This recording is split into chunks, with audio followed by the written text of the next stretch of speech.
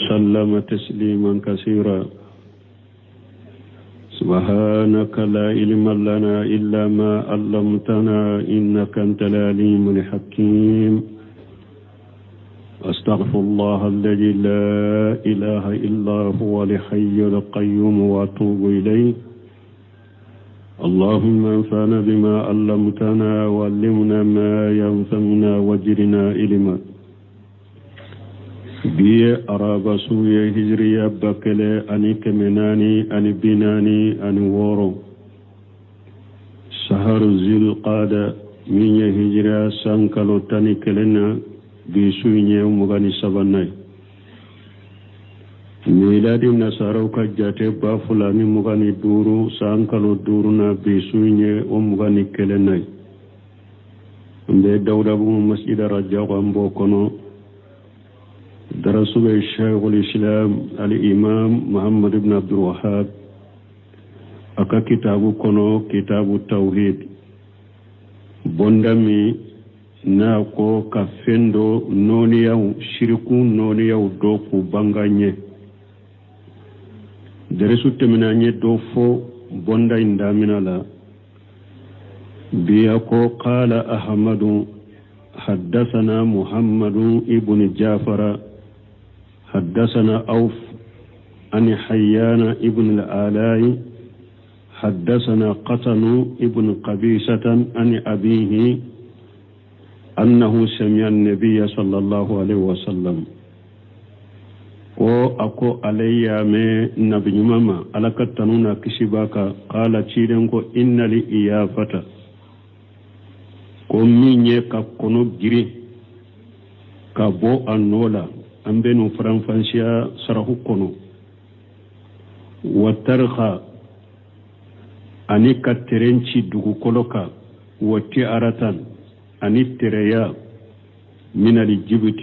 نونوني دبالي نوني يودوري قال أوف كو الإيافة ززر التير كو إيافة يموني كاكونو لاولي وترق يموني القط يقط بالأرض ويترند يترم من نوبة تشيدو كلوكا والجبت قال لحسن أرنة الشيطان والشيطان كوهو من حديث من فلاني قال لحسن أرنة الشيطان إسناده جيد مؤلفه كواك سند كني ولأبي داود والنسائي وابن هبان في شيء لهم المسند منه كن نيابو وكسند وكفن سهلونا المسند منه كسند ينبو أن يتشي منفو ولا نهر سنند بن سمين رحمه الله أكسره كنو قوله الإيافة مصدر آفة يئيف إيافة وهي ججر التير ويدك قنون لولي لتساؤم أو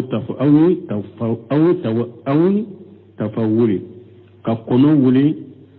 puru tereya ube ka kono wuli puru ka hera nyini nayi uba fo tafawuli koma mbere faranfansi achugumi fa inda li aradi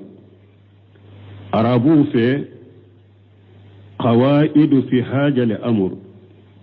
qaidan illesiru dobe arabu bolon nin koyna lianna jajira tayri lahu aqsam min yaka kono lawuli ay adayoro la tilama yoro dode bayi fataratan yajruha lishayd waqtu dola ube kono uba lakala kuma sogon minanila nu ya nyamara kwa kata nu ya wuli kwa kata kuma kono femmina abeta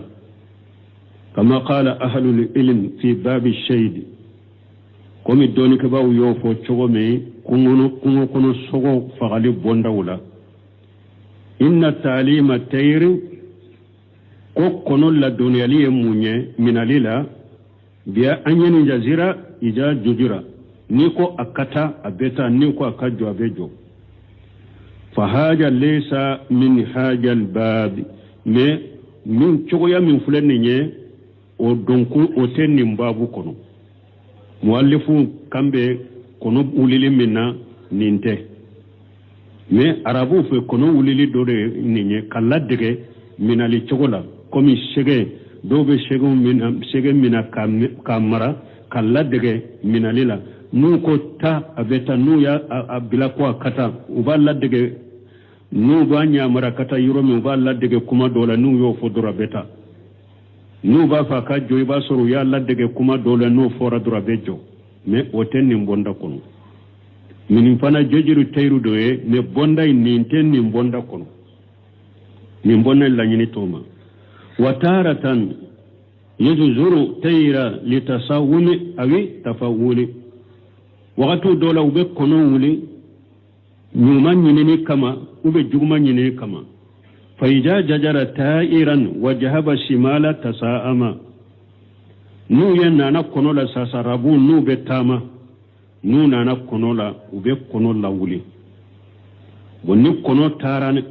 ni ewa numande ufana tama ube tanu numay kuka hera bo yorodela waija jahaba yamina tafawala waija jahaba shimala tasaama nu kono tarani numande ugo jate mina koye ko jugure ko tamate dia ula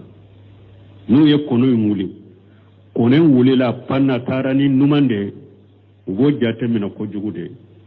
ko tamate dia ula waija jahaba yamina tafawala menu ye kono muli kono impanto tarani kinide ugo jate mina koye herai ubafu ko tama herai وإذا جهب أمام فلا أدري أيتوقفون أم يؤيدون ججرا وكن نكونو تلالا كتان أبنا أي تلالا أن يفلا لذكتا أكو بلوسمين كواليتا روسا يالا ننين كيرا ube jode wa nu teta tamala ube sage ka kono wuli kura de wa fahaja min al-jibuti min fulen ninye dabalide ni nye folo arabu tumbe ninke nu ye kono nguli atarani numande a uba jate mina ko tama mandi ulula ni kono tarani kinide uba jate mina sa ko o tama bedia ulula a ni kono pannana katilede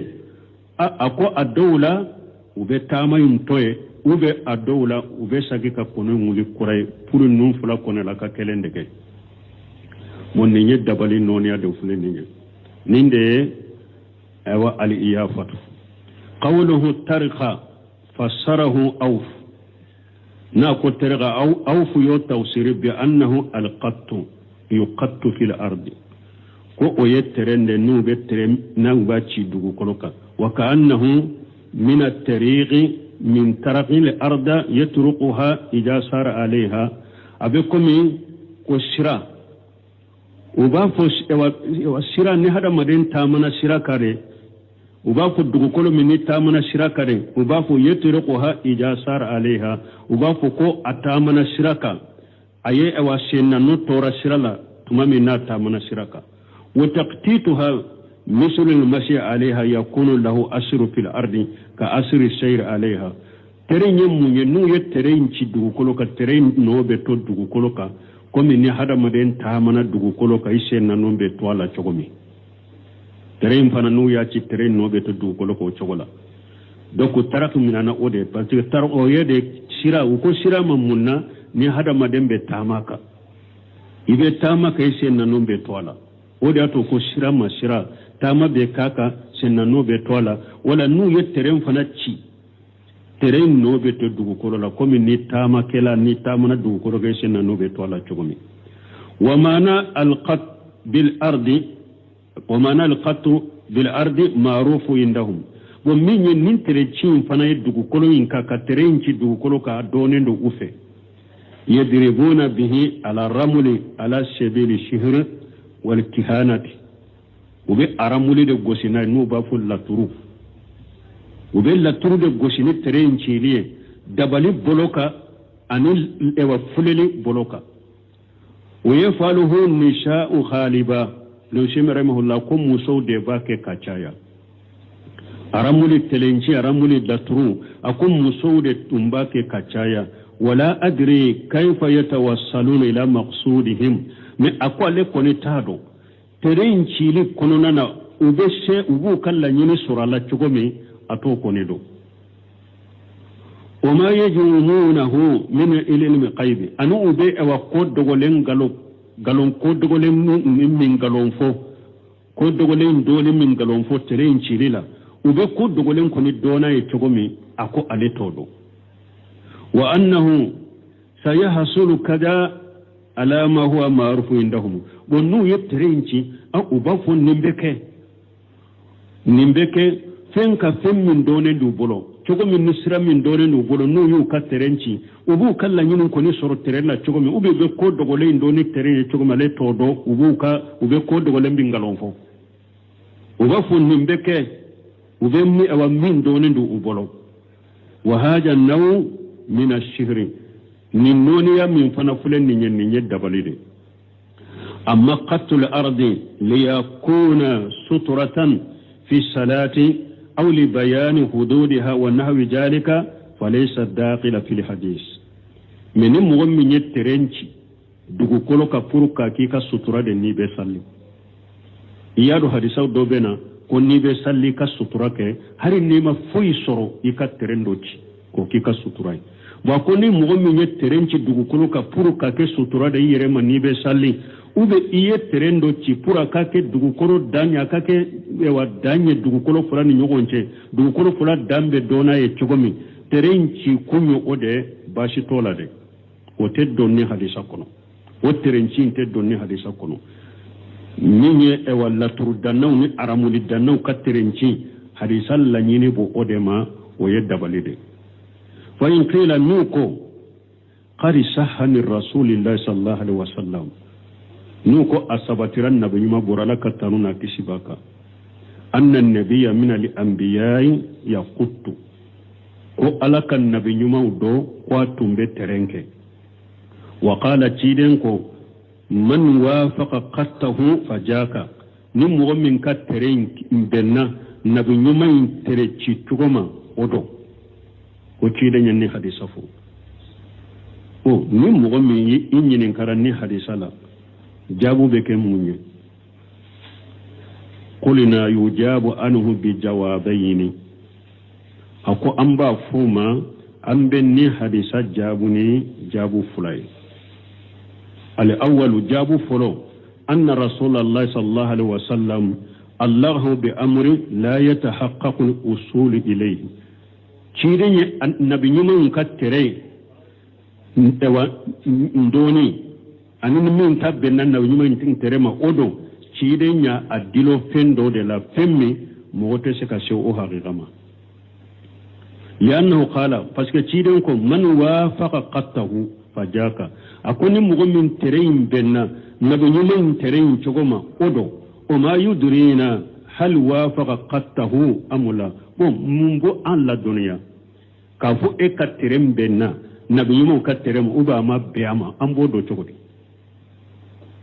donc o te seka barake ni hadisai parce que ciden ko ni mo min ka tere imbe na nabi nyuma tere chogoma fajaka odo mais est ce que mumbe an la don an ba do chogodi ko e ka tere min cira anin nabi nyuma ka tere be na nyogona o mu mabbe nyogona o be do chogodi don chogotola kele asani fulanna annahu idha kana al-qatt bil wahyi min Allah ta'ala kama fi hali haja an-nabi fala basa bihi fulanna na yasuru terenci mbekeni wahaude ka bo alafe komi nin nabi nyuma kala hala nin nabi nyuma kala hala bashitola parce que nin nabi nyuma min fulene nye ale ka terei taman shede do ni wahauci lima ama na ye terenci de alabe wahauci ama abafe ala bafe kam min foye ko dogole min foye abo foye terein cili doron tere nabi nyuma tamanse dore tumbale bolo ni ale koni ewa ko dogole min na ba fe ka do na ba fe ka ko min do abe terein de ci ala be wa hauci ama nabi nyuma de do ala be wa hauci ama ka ko koyin foye li anna allah yaj'alu lahu alamatan yanzilu liwahya biha biqututi yu'allimuhu iyyaha parce que wahawu jigile aleka ala ye taamanshe dɔ de kɛ wahawu jigini ale kan ni tere in cili ni ala ye tere in ci de ala ye tere in cili de kɛ ale ma taamanshe ni ala b'a fɛ ka ladɔnniya wahawu min na tere in cili de bɛ kɛ taamanshe n'a b'o wahawu dɔn amma hajjalo ko toto sihiriyatu mais min dabalin tere minnu filɛ nin ye ni dabalikɛlaw ni filɛlikɛlaw b'u ci فهي من الوحي الشيطان فهي من وحي الشيطان ولك الترنشي الشيطان كوهود donc ni nabi maka wahaw tekelenya ni jabiru wa majabi parce que wakati daba jantola ni hadisa subuha fuleli kelaw be ni hadisa subuha nyinin kalibira mo ka ko so wakati chama donc no ya nyinin kalib subuha bilika ajabu fula de ciden ko ni mo min ka tere benna nabi man ka tere ndema mun ba ayira anna ko e ka tere benama uba ma biamu o be do chogodi donc e ka tere sentene na kele fulana nabi nyuma on ka tere ala ya kama tama shira ba ka wahu dona e chogomi wahu be jigeka wahu te jigeka wala e ka tere nji shetane ka wahu de etai anin nabi nyuma inta te kelenya fa in qila niko amma طريقة رسول الله صلى الله عليه وسلم أنه يصد الأبواب جميعا قصة في موضوع السرك فلما جاء لم يقطع ويصد هذا الباب نمو دو كما تيدن كسيرا يدي aled be fimu fenye fenjuye abe shira datugo anyede kirikeli boloka mushrikiya yoro ciden be sira datugo mushrikiya yene mais munna amani sira indatugo siakela nin tere ko ka boye tewube akana fo pew munna mu sira datugo akana mugo jabi ni nabi maka tere maka sira datugo siakele ni mugo yanyine kan nin fanana fal jawabu ajabu ye munye ka anna haja wallahu alam amru malum abe komi nin nabi nyuma ka tere min fule ni nin tunkera ko donende ye mugo bolo وهو أن فيه النبي من الأنبياء يقط كافون نبي نيما دو تمبي نبي نيما ولا أبي ترينك دونك أوتو نيكو دولين دي مو بلو أوقتين فلا بد أن يجيب عنه رسول الله صلى الله عليه وسلم ولا نتشيدي نينكرا ولا لا بد تنيا بو جابيدي ولي أتو أماني سيرات داتوغو سياكلي أبي كومي أدونين دي تمبي نين نبي نيما كتري أدونين تمبي مو بلو دي wala nu ye ci de nyinin kala Allah budda ba jabi de wanda ya to ma sirar da tushi kale qawluhu ti'aratan min al-jibuti na kotereya da balide do ala wajni si'latin wa hiya ismu masdar tatayyara wal masdar minhu tatayyura wa hiya tasawum bi mara'i aw masmu'i na kotiaratu tereya yire munye tere yayi hada madenka fenjugun ka fenjugun miri ani ka fenjugun mina idusukun kono ni ye fenye ube mefe mana akake hada maden bolo ni ye ni fenjugu ye doro ko jugu do biso ube ni ye ni fenjugu me ko jugu biso tiara ye ode وقيل أتساؤم بمعلوم مرئيا كان أو مسموعا boko ayi ka kujugu nyini ka kujugu miri kana yirema ni fendo nenye femya o fendo ne kera ye fenye sawa uda kera meni fende jamanan kana o kera wakati desa au makana ube o kera yoro desa wa haja asmalu nin koro min fulani ninde be tasaumu ninde la bolendo na ba beta mana mo be se ka teriya ke ni wakati dole ni wakati tamamani wotewa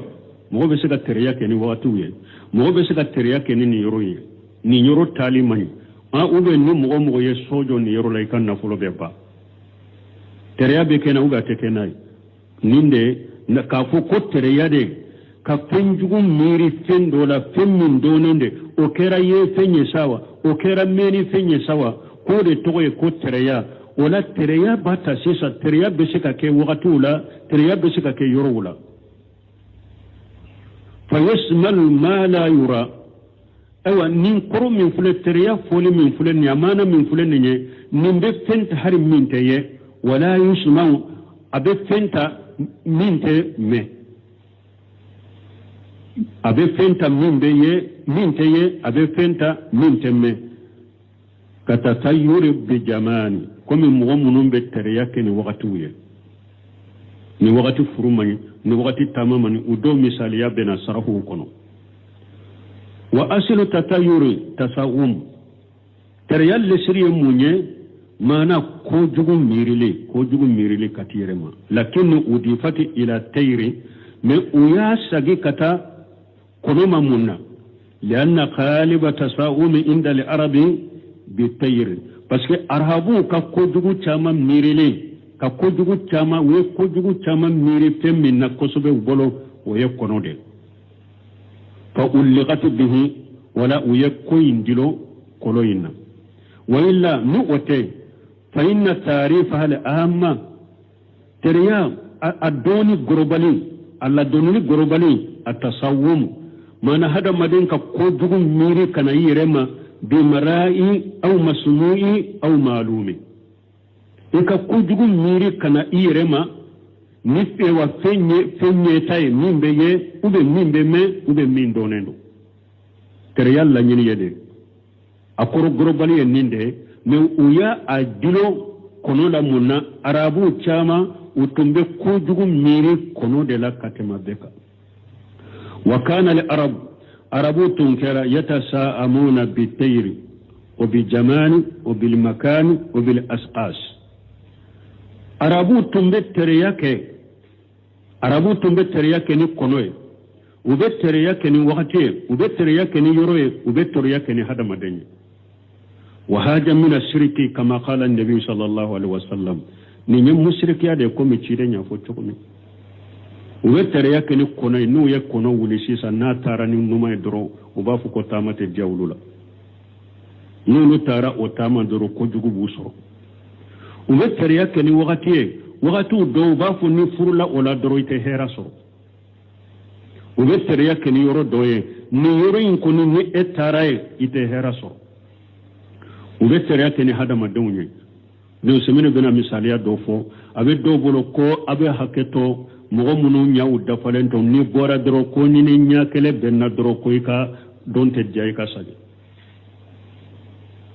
ube koni muso dobe ni ba furu ni ewa atamato ni ewa abesh ewa atamato ashembe bugo fili kata kofe koy kanu furu de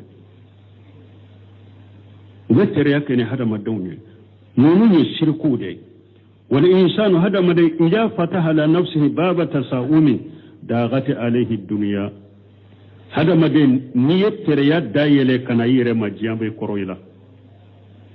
jambe koroila mogo dobe ni tereya be mogo munun bolo nu ye tereya dayele kana ima hari ayere ye droki misa kaka wuri doala ka sabe sirani na ye drokindo don fola bora dro asida nyasoro drokindo na don fola bora dro asida nyasoro aba meleke ka dakirefe ko herate nin drokela nya korosi ni ye nin do dongodo asida bin soro abe sirani donc ne hada madun ko ne teriya dayele kan yire madrojiya be koroila wasara yatakhayyalu kull shay annahu su'um abeki enya korode sha ko femu fembe sisa tora bala hatta innahu yujadu unasu ako har mugo dobe soroy ida asbaha wa kharaja min baytihi na bora nidugo jera na bora ka dukono thumma qabalahu arajulu laysa lahu illa aynu wahidatu o kofe ani mugo do benna mugo min nyakelende bala tasaama abe bonek abe ewa teriya kenai wa qala bafu al yawma yawm su'i abafu bi donjuye wa aghlaqa dukanahu abaka bitigi datu odo ateshega ka bitigi ko bi ko ni bitenya nyakele kabbe ako do ate baraka bafu biye donjugude abaka bitigi datege abo bitigi aba datu wala mu yabiya wala mu yastari wali aizu billahi ate fen fere mogoma ate fen sakana yerema wala ya izubillah la kantanga ni sukuma awa nun mogo be ado be ni dugu jera ni ale ma nye kode ni nana ko assalamu alaikum atilamina na ma nye ko o mogo sugu be jamana in kono so ma donna ma nya ko e ka fa atilamina ayi ba fu ko o donte dia o dombe ken ma don juguye do be nu tara o ka client folo nu tara o ka bitiki kono e client folo kera ewa iko karasa musoli la kana ima de gunde ben kade hari malo min ni darakate mbolo bi ni ma malo kilo fulas juru donna juru ko ni damina ni juru ko tile bebe ke juru ateso ko tile bebe ke ko tile en furo ka juru dola ka ko tile bebe ke ma juru tabe donc mal mo nunu nye teriya de do nami noro o de bu bolola do u dem fitini wori je sugu de ba bolola ko kan nin to a bolola abe hera soro ko ni abora bolola doro abe tora soro muso furule ado be ni be muso furu ibeta ulude ye folo nu ye muso lajede ka fo a muso in kani do ala ibe do mais no ni muso sugu kana do ala de ite do de la ko baro fanya ko ale tumbe muso do de nyini dugu dola ko atara sinya folo ko ayeta ka sagi kana atara sinya folo no ko ayeta aka sagi kana do sembenala ako karamo do ban ka dugu kono ya ni kuni nana muso nyini ni mo de ye min kan ka dama pour nu nana lajje karasa nana an ka de muso nyini a furu kariba uba mandi no karamo ma ko hitenya surala de itara yeda akunne bodo ne mata akota taye ekata lajje bane atara be min de karamo ma aya de karamo ma ko de be karasa ka de muso nyina ko ko basi tala nyafa ulu boda ye dora ye chubile ba ko ninni nyawda ta nyugona che nyuma soro ha ko dombe ale ka furusirila ulu de be ube dugu kono nin chogo de la do ni muso min be tama de nabe wa tama to ase nin koni ube bo chari kata nyefe o furu o ba do ka so kono do be hera de do ka so kono na tama to koni asen e wa sen koni ube bo fili kata o ba bode kano furu de igana furu be ba ni o furu hari ni na furu tigi ya bebe ba abe hari daba wula ni so sugu kana sade hera tala nin fali sugu kana sade hera tala tereya bala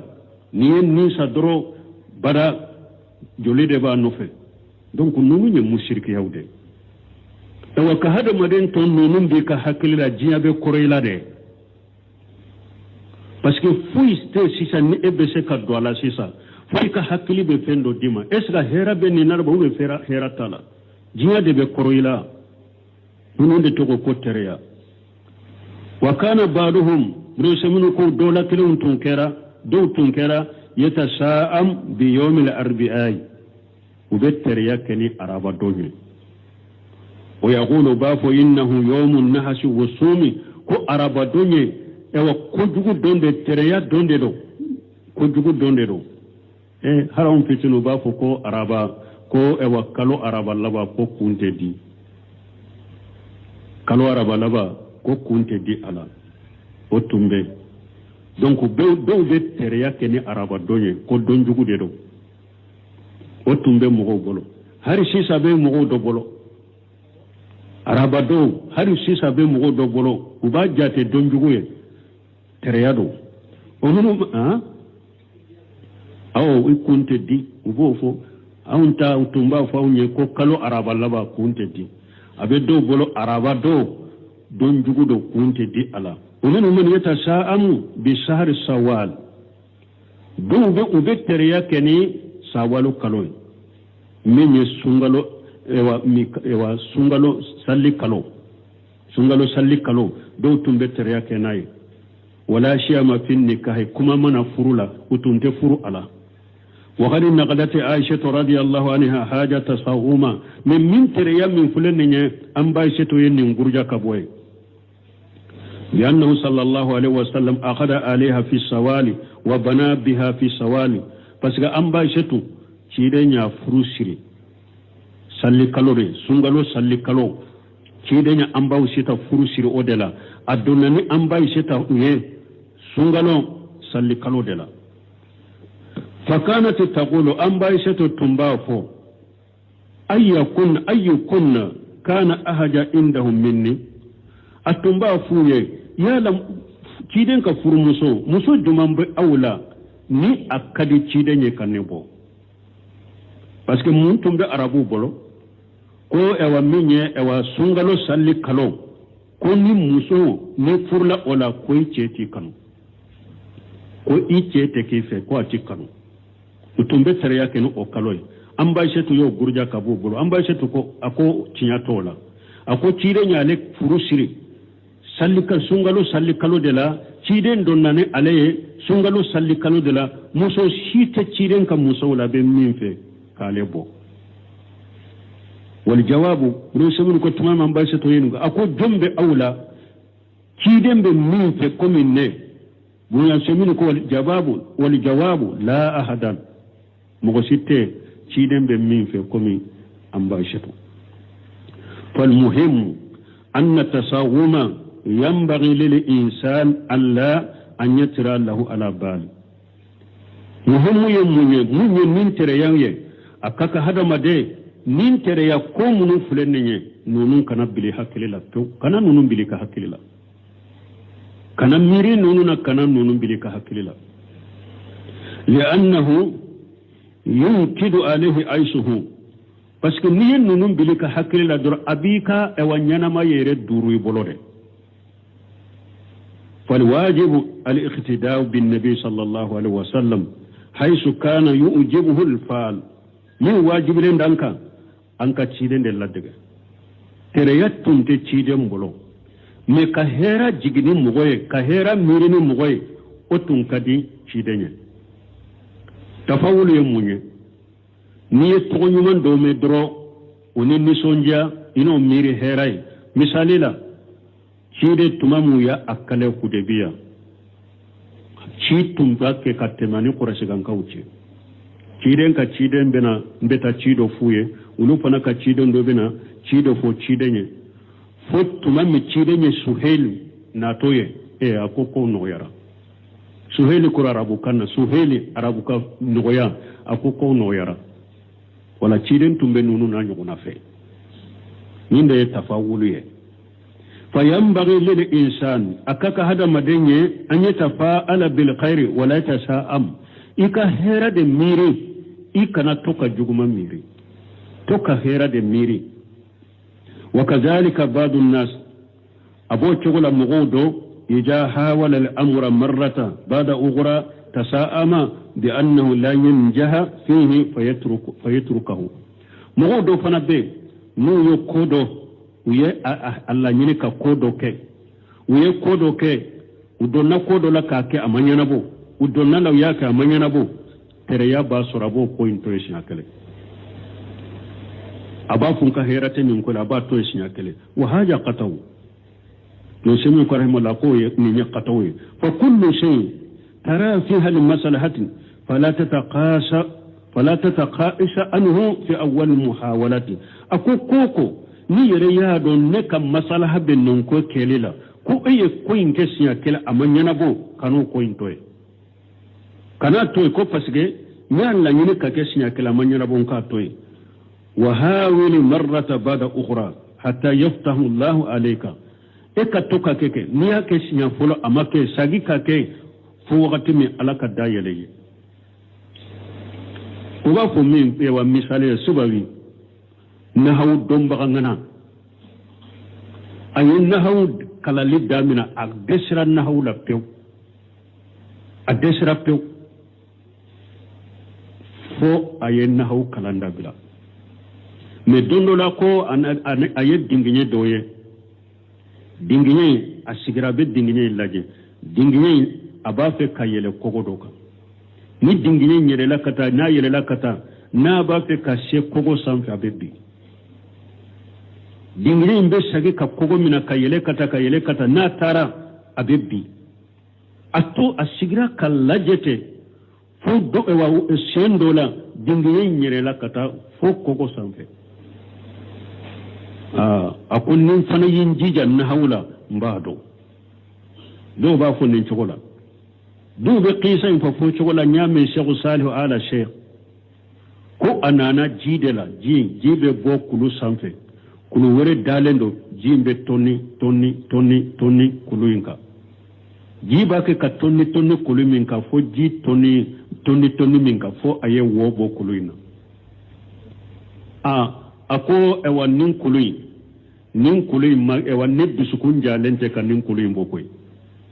ne dusukun jalente ka nin kulu imbo nin ji tonni ni na ye mimbo kulu ina na ye no bo kulu ina ne fana ninye na haw kala ninye kontinala ewa ne ka dusukun jalente ka nin bode mfana bena don donc ko kisa we fo chogo chaman fola lanyini doro hada made kana fu ko nye ko ke kisha kela manyana bo ika jigitire ube senfula manyana bo ika décourager kabila kanoke ni yere yado ka hera be minna I jija fo alaka dayele ye ika sekake qawluhu min al-jubuti ناكو من الجبوت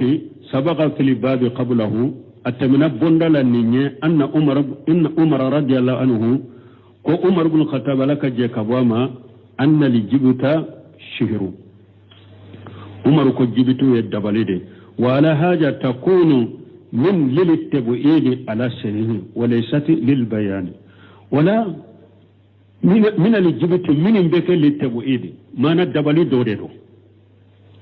dabali dode do abeke tebwiri le ten sahalen ka teke lil bayani ka fo ewa dabali beye alede donc sisa muna li jibuti na ko jibuti ye dabali de jibuti atesika ateke kuma inteke sisa ko jibuti de dabali beye jibuti beke sisa dabali dode min beke lil tebwir ala sahihi wa laysat lil bayani abeke littebu iri de kuma sahlena ateke ka bangale ke ka fo dabali jibuti dabali de do ka dabali beke ale ateke o yetuni falmana anna hadhihi salasa la nini ni sabab min fulani al iyafata wa tarqa wa tiaratu min al jibuti ni sabab min fulani ni nunu ni dabali noni ya dode kono wulele tere yakama ka terenci dugukolo ka aramuli ni laturu fuleli kama wati aratu ani tereya minal jibuti ni saba nunu ye dabali de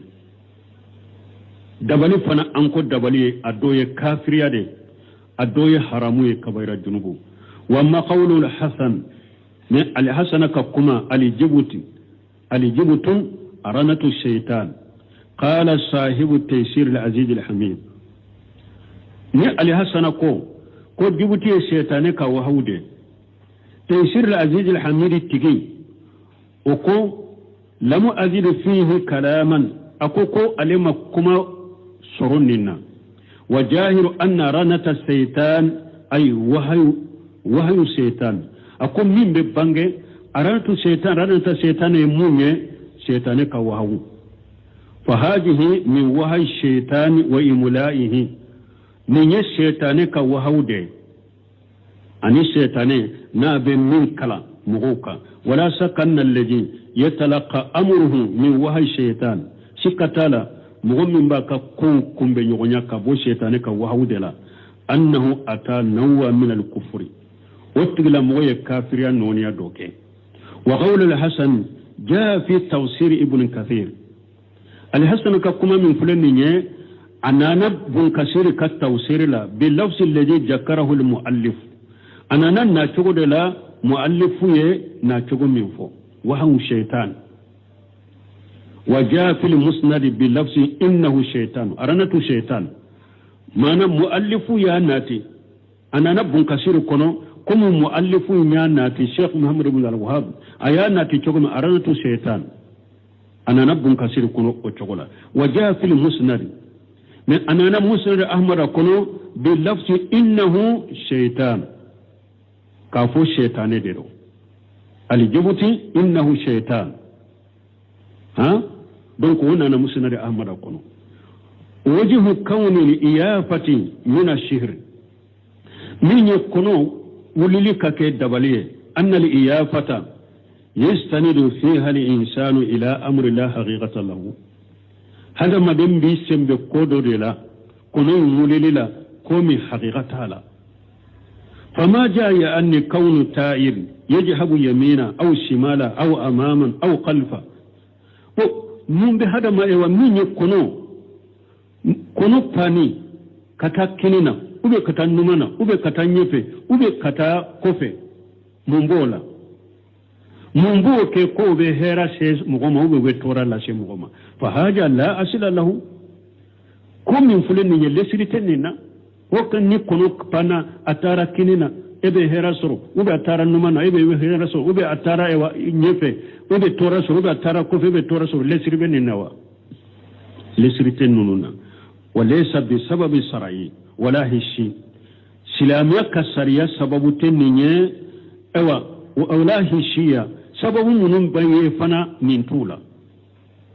silamiya sariya ma ke sababu ye hera soro sababu ye ama ake bone soro sababu ye mugobolo wala hishiyan yeli fana la hada madon ka yeta fana la kono wulili kono na panto hera to bolo tora to bolo na bu wala she mugobo fa ya atamara li insanu ala zalika أولنا هذا ما دين سينسرا نندكا فقد إيتمر على أمر قفي إسينسرا فين دغولي دوكا فين من دغولينو لا حقيقة له فين من حقيقة لا وهذا الشهر أو نند الدبلية منه كما سبق التعريف شهر في لغتي بس أنيا أو أقول كتمه دبلية ممير اللغة لا دبلية اللغة لا من دغولينو أبيك دغولا مغتبوا كلام kono panto fana ka heran mire ala ube ka jugma mire ala sariya make sababu te fana sababu min be haqiqata la ko dogolendo ewa anko ewa dabali fana yede min dogolendo ateye wala tereya ye shirku ye sisa dabali de shirku de wa kadhalika tarq min ash-shihr abo chogola terenci din fana aramuli kama لا ترو كما كوي بفلل كناي دبليدرو لأنهم يستعملونه في الشهر باسكو أباد دبلي أباك وببارا كناي دبليدلا ويتوصلون به إليه نو بشيء دبلي مني أي وبكود دبلي منون غلون فو وبن نندك أو لا ترو منون دي أراملو نندك فرو بشيء كشيء وكد دبلي نكلا يننا يتغمي وتيارته كذلك تريابو توكلنا لأنه مثل الإيافة تماما باسكو ترياي على بكمي الإيافة من فور أنو بيد كلني تستند إلى أمر خفي إبي يرسم بكتا كود ما كود دغولندو لا يشح الاعتماد عليه كومين ني أسهلن تيكي سينساكا مثلا تيارته أنكو أدوا أدوية موية ناكو لأن وتيارة كذلك أنكو تريا فلانكو أدوية نيني نياكلي بنا يالا كافوني نياكلي بنا دروكيرا إما دونجوغو إيكا هيراتي ودونا وتكو دولي يوا وبدو جوغي كافو إيكا هيراتي ودونا نياكلي يالي أني هيراتي كدوينا وبي كوجوغو لاسي إما إيكا دوما حقيقة دوا حقيقة هذا مدين كان سينسا كاي كان سينباما وسياتي في باب التئرة ما يستثنى منه أبنا تريا يربوندا يربنا تريا يركا نبوندا نانا تريا كا كوم نمبي نولو تجاتي تريا يه دونك ولو ببانجي قوله إسناده جيد قال الشيخ رحمه الله إسناده جيد شيخ محمد بن وهاب أكو حديثي كوا سندون وأكني وإندي أنه أقل من الجيد في الواقع ونو سمينو كو علي بولو حديثي سندو بجيد كرو إلا أن يكون هناك متابعات فنا يسر حديث ورو بي منون تقراني حديثه كو مو بسكا جريا كالاسي جيد يرومد وكان بعض علماء دونك باو دود كيرا يذهب إلى أن الحديث إذا صح متنه دون كما دوتورا كوني دو تارافي كوني حديثا كمتن ككنه معنى كقولو متن يقولون ده نا كقولنجي ككنه وكان موافقا لأصولي وأن إسلاميا لسرو فنبنا فإنه يتساهل في سنده حديثا دنبغو بين نغيك وسندو لك باركناي معنى حديثا دوبي حديثي ومتنو أكا كولونجي أسهلندو كولونجي معنى سهلندو وكولونجي معنى من فنفو إذا سورو قرآن آية دويو فو كتمي وبي حديثا سهلندو يو فو كتمي وبافو دي مالسيري بمنا ولا ني حديثا من كرا وچولا ني هاري نا أكا سندو ما كي چويا دولا وبين نويا كي سندو لا كباركنو حديثي كو حديثا من كباركناي والأكسو بالأكسي كونتري فنبو أو كونتري لا مثلا ني حديثا ني أكا سندو حديثا كسندو أكو كونتري أنكم متنو كولونجي ني وسهلندو مسيسا مني حديثا كسندو سهلندو ني حديثا كولونجي ماني وتامنا هل ني سندو سهلندو ني حديثا متنو مانكنه حديثي متنو مانكنه وتامنا إذا كان مخالفا لأصولي لا يصر أيوة حديثي أمتنو بسلامية سريا لسنو سوسو فإنه لا يبالي بسندي دونك دونك دو أمكوتا سندو لو أمكوتا سندو لو تباركناي دونك باو دو بولو أي نفهم دونك باو دو بولو ني حديثا متن ككنه wo ani ewa sariya ka usulu fana benna uben noya ke sanadu la ka barake nay kontere fana ni hadisa sanadu sahara ni matinu mani ani islamiyya sariya usulu man yogonta umma kote sanadu inatubni umma kote sanadu kolo ubo hadisa intoy ute barake nay wa haja maslakun jayidu binisbati li akhidhi al-hukm min al-hadith bunu semin ko rahimahullah akon ni yed do yoro nyuma de do yoro min fulen nin kanyi kosobe hadithu min alila kabarake nu yakirira lakin binisbati lil hukm ala sanadi bi annahu jayyid bi mujarrad shahadati al usul li hadha al hadith bi sihhati fa huwa muskil na akon ni ka wa kirike hadisa sanaduka ka fu jayyid كافوجر بيبو جراد شهادة الأصول كوبس بي سلامية سرية اللسريك حديثي وسيريا كاللسريك سلامية سرية اللسرية سيريا كحديثي وكاكيري حديثي كافو جيدو اوكا كاكيري حديثي نؤوية كسها فهذا مشكل أكو مشكلة بوكوني لا أيافهم لكن بالنسبة لحكم على سندي بأنه جيد بمجرد شهادة الأصول لحاجة لحديث بصحته فهذا مشكل بالنسبة ككيرك حديثة كسندك كو حديثة كسند جيد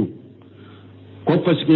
سلامية سريا لسرية سريا كحديثة نيه donc ka kiri tige ka kiri di hadisai mo ko hadisa kene yani oye muskila bola لأنه يلزم أنه لو جاءنا هذا سند في حديث آخر حكمناه بأنه جيد باسكو أبا بلا أنكده كافو نمي سندنا أما هري حديثة ورلا أن كيري كو حديثة فناك كو جيد فالأولى أن يقال إن سندا فيه الضعف أكو ولا من كاكا ولا ni hadisa min kera o chola min kaka ikafo hadisa ka sanadun lafu bala walakin al matnu sahihu ni hadisa in kan matnu kan hadisa min ni asanadun mani ibe se ka ko hadisa in ka sanadun lafu bala lafu ni lafu be sanadun ibe se ka fo hadisa in ka sanadun lafu bala me matnu sahalenu fa ana ara أن مثل هذا لا يحكم له بالجودة وأقوى لبربون سيمي رحمه الله كن حديثا يغنو كن مغتي كيري كافو جيد بالجودة مغتي كيري علي يليلا من حديثا يغنو مغتي كيري كافو جيد ija jaidun arha min hasani parce que jaidun ale daraja be hasanuka nuko hadisu hasanu nuko jaidu be hasanuka ثم الحكم بالحسن في مثل هذا السند في نفس منه شيء وكو ابن سمين يافو كافوني حديثا نغنم من فلن نيه كو أكا سندو حسنو كو فندو بعلن نينا ولا لأنه ينبغي لنا أن نتحرى في الحديث أن رسول الله صلى الله عليه وسلم بس أكو أكاكا أنك جاتم من القصبة تيدنك حديثا ولا إلا أن الذي يقفف الأمر هو شهة المتن أكون من نغياب بكم من قليلا متن سحلي نغياب بك ولا وأيهما أهم السند أم المتن بو حديث لا وفلالا جماعة حملين يا لا سند دو وب متن الجواب كلاهما مهمان أكو جابو يمون فلا بمهم حديث السند مهم وكان يني حديث السند كدو حديث متن فنا مهم لكن المتن إذا كان صحيحا من حديثك كلنجي أكم متن سهلين تشهد له الأصول من سلمة سريا لسر بسيريا كحديثين قد تستغني عنه بما تشهد به الأصول أم بسك وصدني أو حديثين وسكني أو حديثين نلسري سيريا من كاي أما سند فلا بد منه حديث السند كل لا بد فوق وكسره يقول ابن مبارك كو لولا سند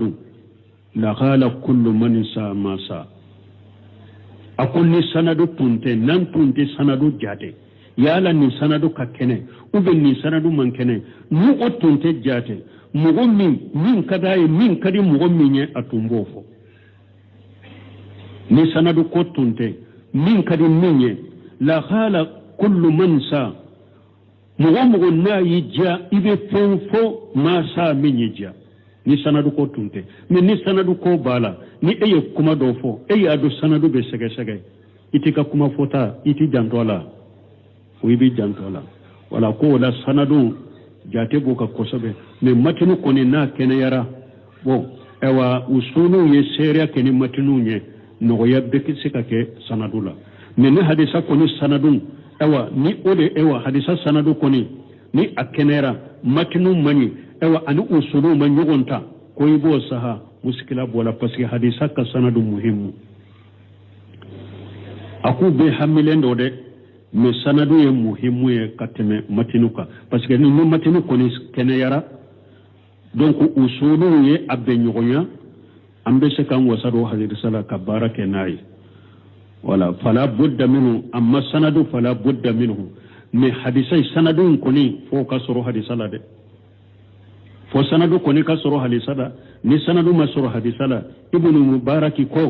akoni sanadu tunte ewa la khala kullu man sa na yemu min ja itumbe fenfo ma sa minja wa wakati sera ya inshallah ambe saka kuma joya subhanakallahumma rabbana wa bihamdika ashhadu an la ilaha illa anta astaghfiruka wa atubu ilaik sallama tasliman kaseera subhanaka la ilma lana illa ma 'allamtana innaka antal alimul hakim astaghfirullah alladhi la ilaha illa huwa al-hayyul qayyum wa atubu ilayh اللهم انفعنا بما علمتنا وعلمنا ما ينفعنا واجرنا علما بي أرابا سوية هجرية بكلي أني كمناني أني بناني أني وورو شهر ذي القعدة من هجرية سانكالو تاني كلنا بسوية مغاني سباناي miladi nasaraw ka jate ba fulani mugani duru sankalo duru na bisunye o mugani kelenay mbe dawda bu masjid rajaw ambo kono darasu be shaykhul islam al imam muhammad ibn abdul wahhab aka kitabu kono kitabu tawhid bondami na ko ka fendo noniyaw shiriku noniyaw do ku banganye deresu teminanye do fo bonda indamina la biya ko qala ahmadu حدثنا محمد ابن جعفر حدثنا أوف عن حيان ابن الآلاء حدثنا قطن ابن قبيسة عن أبيه أنه سمع النبي صلى الله عليه وسلم وأكو عليه